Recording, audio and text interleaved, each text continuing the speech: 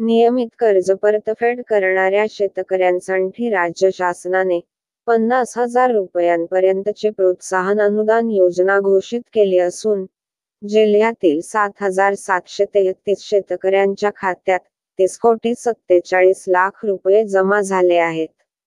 रक्कम जमा करण्याची प्रक्रिया सुरू असून, इतर शेतकऱ्यांच्याही खात्यात ही रक्कम जमा केली जाणार आहे. या योजनेसाठी पात्र शेतकरी पहा. 62,504 शेतकरी या योजनेसाठी पात्र आहेत. विविध बँकांमधून पीक कर्ज घेऊन त्याची नियमित परतफेड करणारे 62,504 शेतकरी असून, या शेतकऱ्यांची नावे बँकांनी राज्य शासनाच्या पोर्टलवर अपलोड केली आहेत. त्यामुळे शेतकरी योजनेसाठी पात्र ठरले आहेत.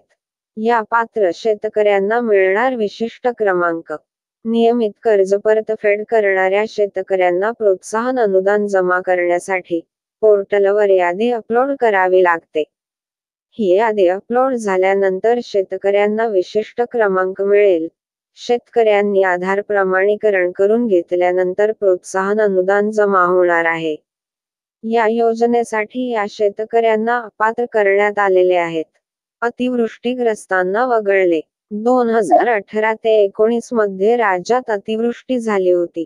या अतिवृष्टीग्रस्त शेतकऱ्यांना राज्य शासनाने आर्थिक मदत जाहीर केली होती. या आर्थिक मदतीचा लाभ घेतलेल्या शेतकऱ्यांना प्रोत्साहन अनुदानाच्या लाभातून वगळले आहे.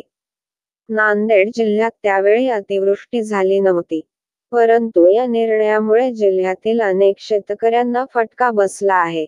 अतिवृष्टीग्रस्त शेतकऱ्यांनाही योजनेचा लाभ द्यावा, अशी मागणी आहे.